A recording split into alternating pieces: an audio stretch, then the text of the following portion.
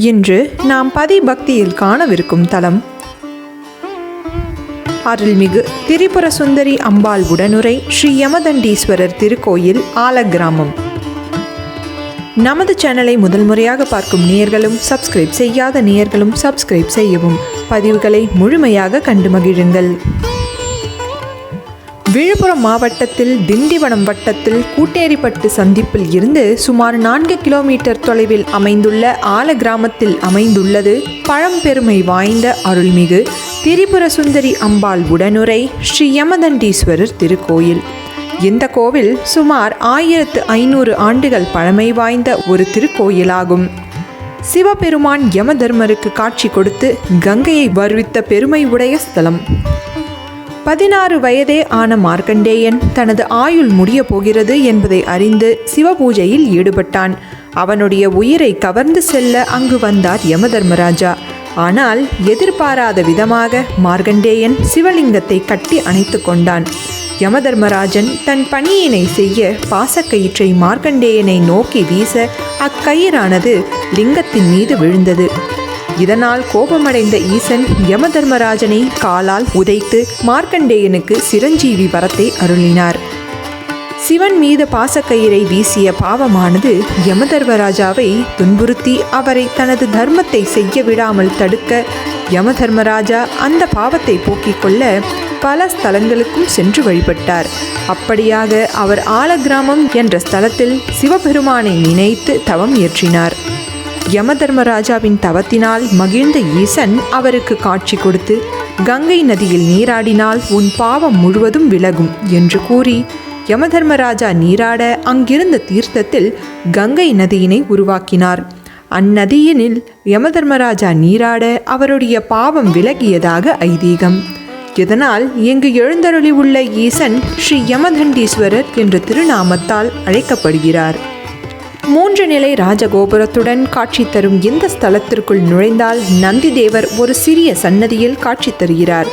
வெளிச்சுற்று பிரகாரத்தில் ஒரு நீளமான மண்டபத்தில் 63 நாயன்மார்கள் காட்சி தருகிறார்கள். அடுத்ததாக பழமையான விநாயகர் ஒரு தனி சன்னதியில் காட்சி தருகிறார். இதற்கு அடுத்தடுத்து உள்ள சன்னதிகளில் முறையே மகாவிஷ்ணுவும் ஆறுமுகனும் எழுந்தருளியுள்ளனர். சுற்று பிரகாரத்தில் உள்ள வில்வ மரத்தின் கீழ் விநாயக பெருமானும் நாகர்களும் அமைந்து அருளுகிறார்கள். அருகில் ஒரு சன்னதியில் பைரவர் உள்ளார். கோட்ட தெய்வங்களாக விநாயகர், தட்சிணாமூர்த்தி, லிங்கோத்பவர், பிரம்மன், துர்கை ஆகியோர் எழுந்தருளியுள்ளனர். துர்கைக்கு எதிரில் சண்டிகேஸ்வரர் சன்னதி அமைந்துள்ளது. கிபி 4ஆம் நூற்றாண்டிற்கும் கிபி 6ஆம் நூற்றாண்டிற்கும் இடைப்பட்ட காலத்தில் வடிக்கப்பட்ட பழமையான விநாயகர் சிலை ஒன்று இத்தலத்தில் ஒரு தனி சன்னதியில் பிரதிஷ்டை செய்யப்பட்டுள்ளது. இந்த விநாயகரே தமிழ்நாட்டில் உள்ள விநாயகர்களில் மிகவும் பழமையானவர் என்று கூறப்படுகிறது. இந்த விநாயகர் சிற்பத்தில் தமிழ் வட்டெழுத்துக்கள் காணப்படுகின்றன. வெளிச்சுற்று பிரகாரத்தில் மேற்கு திசை நோக்கி ஒரு சன்னதியில் பிரதிஷ்டை செய்யப்பட்டுள்ள ஒரே பலகை கல்லில் வடிவமைக்கப்பட்டுள்ள பல்லவர் காலத்தை சேர்ந்ததாக கருதப்படும் விஷ்ணு சிற்பமும் மிகவும் புராதனமாக காட்சியளிக்கிறது. இச்சிற்பம் 4.5 அடி உயரமும் 2.5 அடி அகலமும் கொண்டதாக காட்சியளிக்கிறது.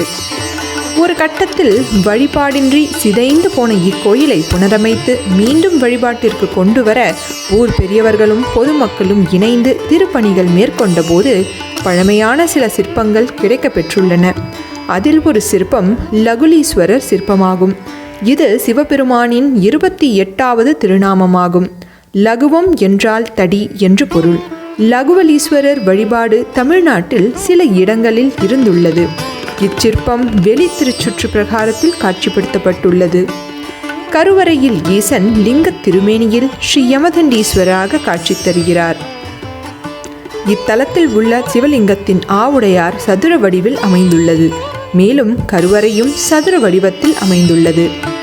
அம்பாள் திரிபுர சுந்தரி நின்ற திருக்கோலத்தில் 6 அடி உயரத்தில் தன் 2 திருக்கரங்களிலும் நீலோத்வலம் மற்றும் தாமரை மலர்களை ஏந்தியும் வலது திருக்கரத்தினை அபய நிலையிலும் இடது திருக்கரத்தினை ஹஸ்த நிலையிலும் வைத்து தெற்கு திசை நோக்கி ஒரு சன்னதியில் எழுந்தருளி தன்னை நாடி வருபவர்களின் துயர்களை தீர்த்து அருள்பாலித்து வருகிறாள்.